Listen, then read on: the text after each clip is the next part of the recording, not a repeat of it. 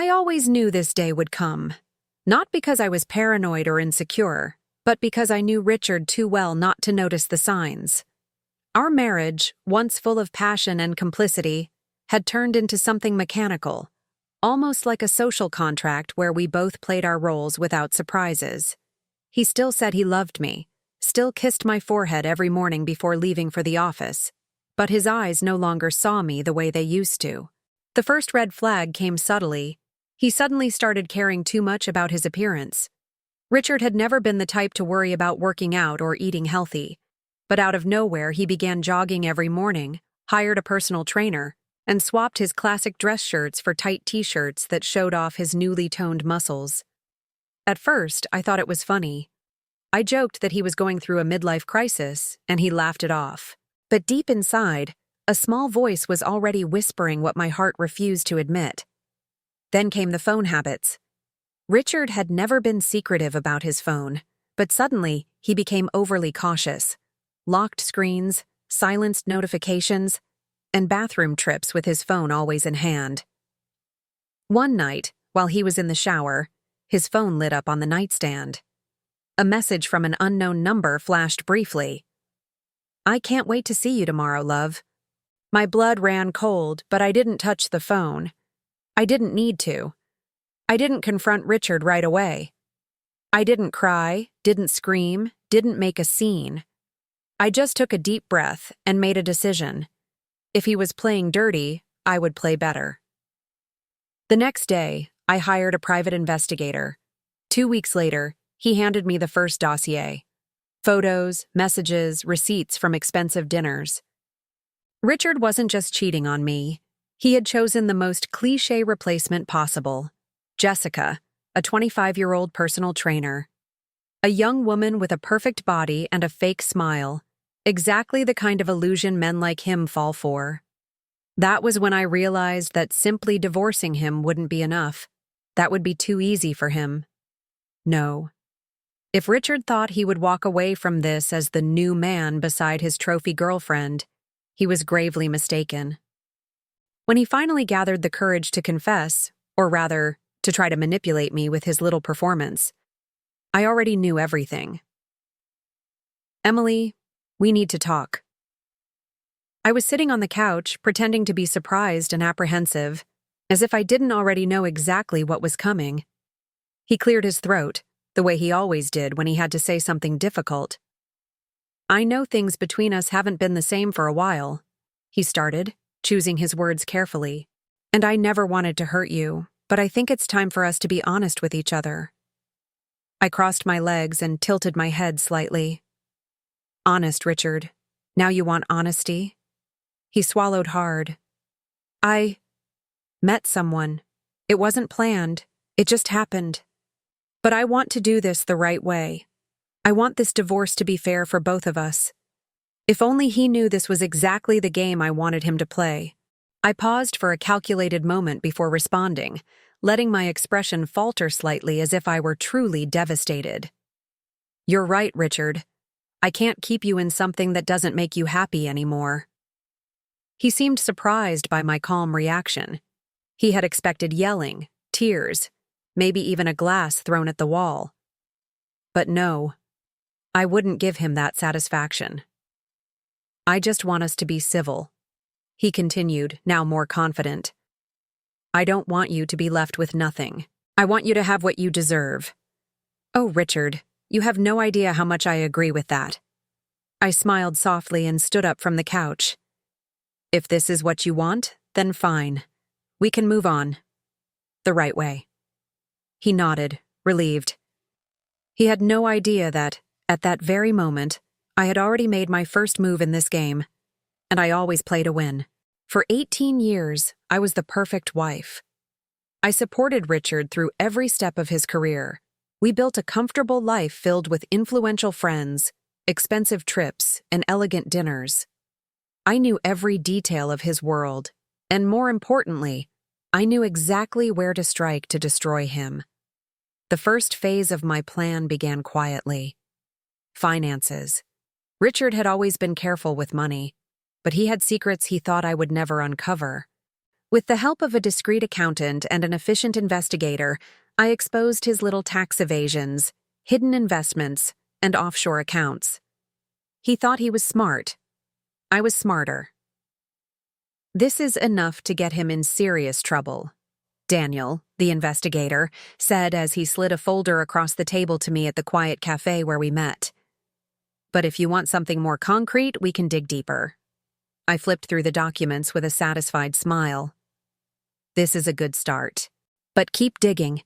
I want every piece of dirt he tried to hide." The second phase involved young Jessica. Finding information about her was easy. Jessica wasn't new to dating married men, not even close. She had a pattern. Wealthy men over 40, always vulnerable to a midlife crisis. Even more interesting, she had previously been sued for extortion by a businessman. The case had been hushed up with a hefty settlement, and to think he left his wife just to get scammed. I muttered to myself, laughing as I read the details of the lawsuit. My next move was social. Richard believed he would walk away from this with his reputation intact, as a man who simply fell in love with someone else. But I wouldn't let that be the narrative. In casual dinners and subtle meetings, I planted seeds. Mutual friends began quietly questioning Richard's behavior. Influential lawyers started hearing whispers about his questionable financial decisions. Even business magazines began showing interest in his affairs. And Richard, naive as ever, still believed I was the understanding ex-wife. When I sat down to sign the first set of divorce papers, I looked at him across the attorney's desk and smiled gently. "I'm glad we managed to keep everything amicable," I said. He smiled back, relaxed. "Me too, Em. You've always been amazing." "Oh, Richard. You have no idea what's coming." His engagement party with Jessica was set for a month from now, and it would be the perfect night to set my plan in motion. The venue was flawless. Crystal chandeliers sparkled under the golden lighting, tables were adorned with elegant white flower arrangements, and champagne flowed endlessly. Richard had always had a taste for luxury, and his engagement party with Jessica was no exception. Friends, colleagues, and important business contacts were all there, ready to celebrate the happy couple. And so was I.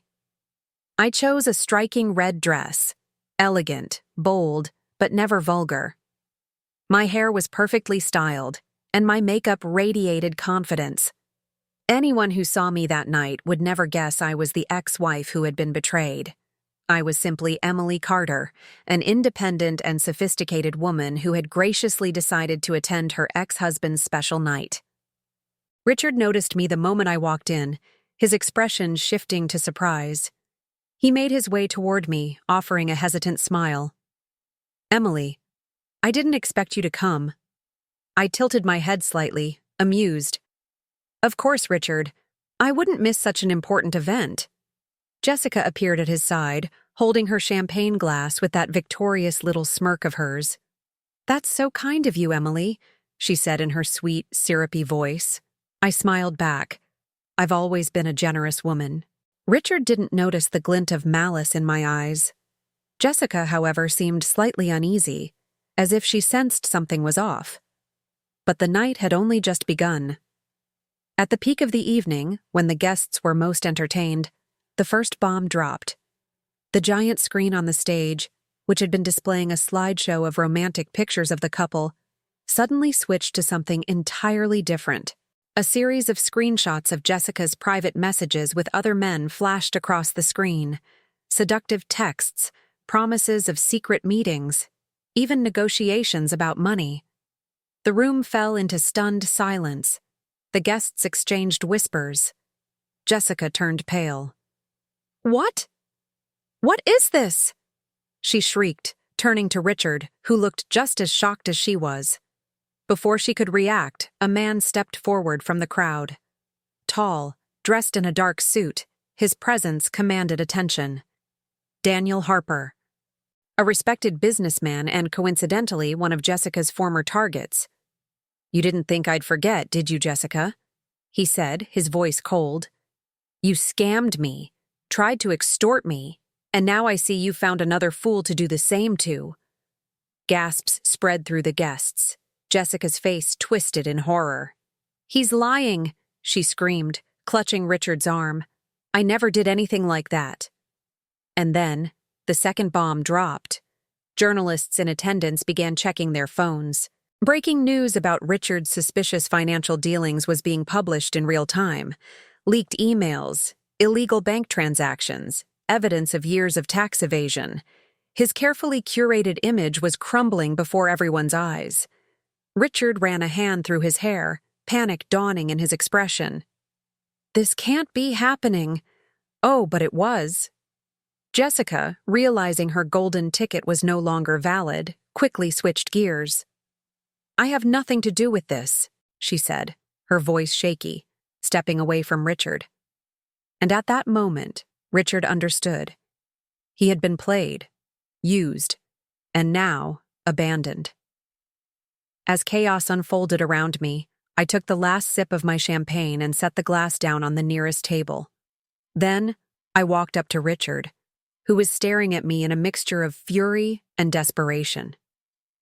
You did this," he whispered. I smiled softly, resting a hand on his shoulder in mock sympathy. "You wanted me to have what I deserved, Richard. Well, now you have what you deserve too." And with that, I turned and walked away from the party. Richard Carter used to be an imposing man.